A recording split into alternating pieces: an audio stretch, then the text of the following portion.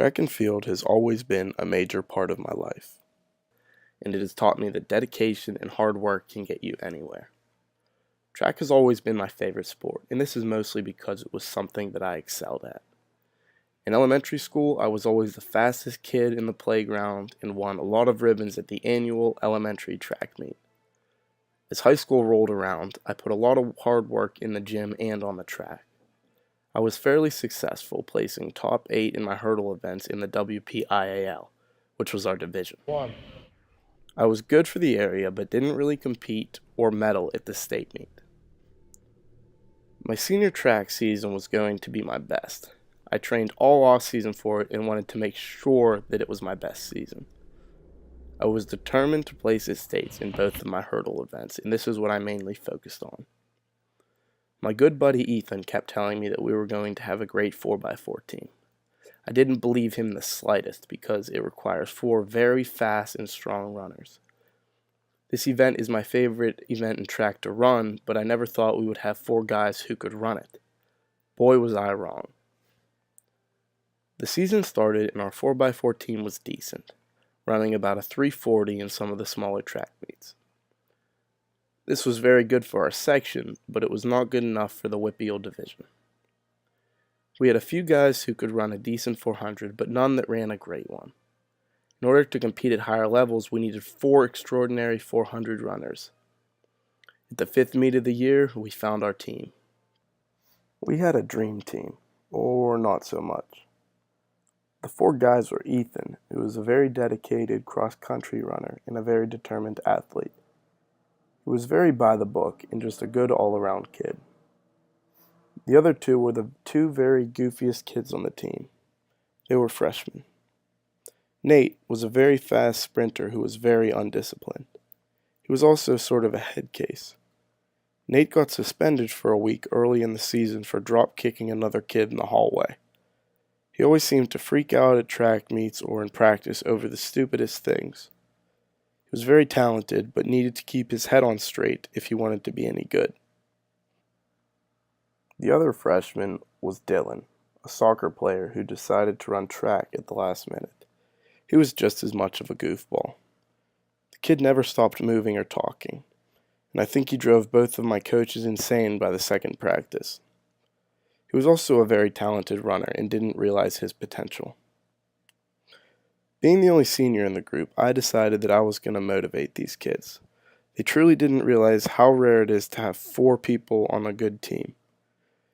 As goofy and undisciplined as these freshmen were, they respected my opinion and listened to me.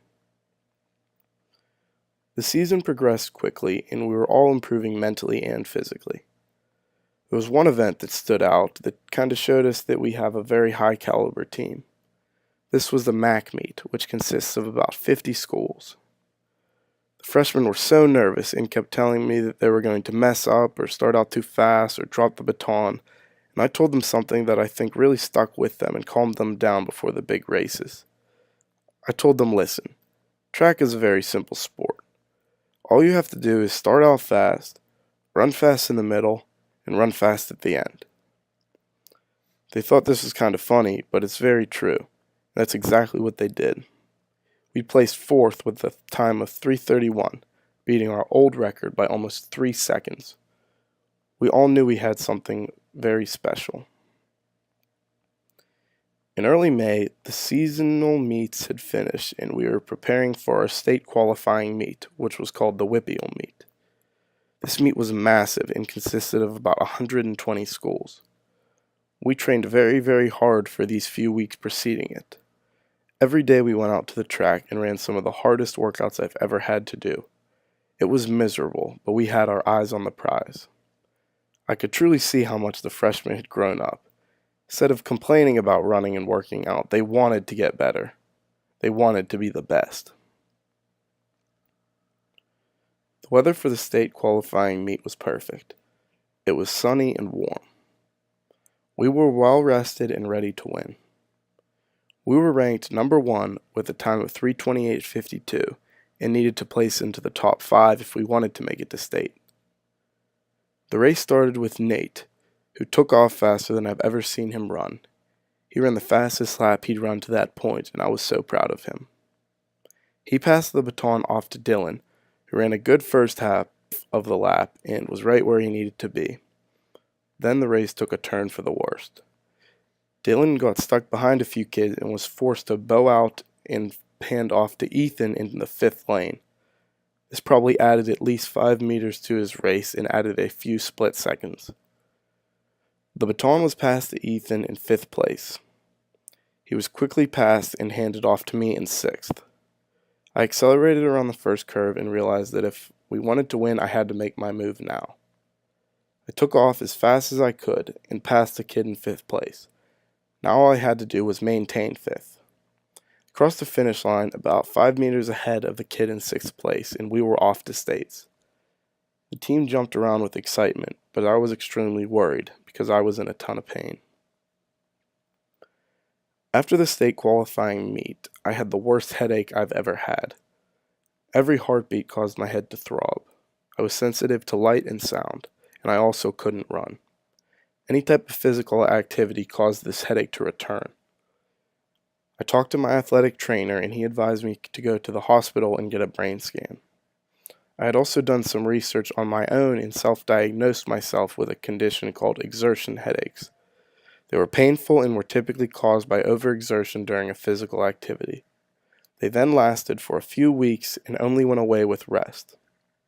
I didn't care though. I was going to run through the pain at states. Then I got the call.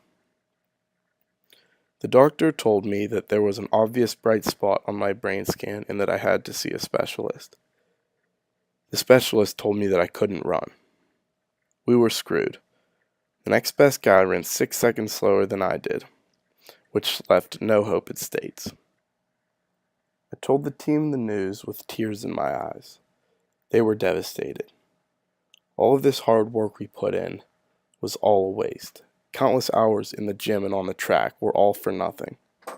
Called my coach and told him, and we were both pretty choked up. This was one of the darkest days of my life. The state meet was on a Saturday, and I went to see the team before they left early Friday morning. I told them to run hard and come back with a medal for me. As the van departed, my heart sank. I felt like a loser and that I had abandoned my team. I felt worthless and helpless as my inexperienced team was going to have to run without me.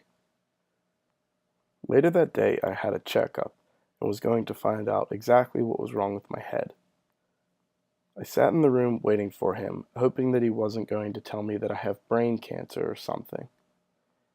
He came into the room, sat down, and told me that everything is normal and that the spot in my skull was nothing to worry about.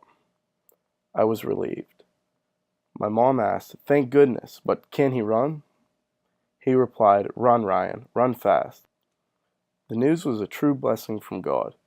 I was overjoyed and called my coach and told him the news. He was ecstatic. I texted my teammates and they called me immediately, screaming with joy. My mother and I left that night and were on our way to the state meet in Shippensburg, Pennsylvania. We were ranked 16th in the state with a time of 3:28 low. On Saturday, we ran a great race with a time of 3:27 and just barely squeaked into the top 8 on Sunday. We were so excited and ready to win.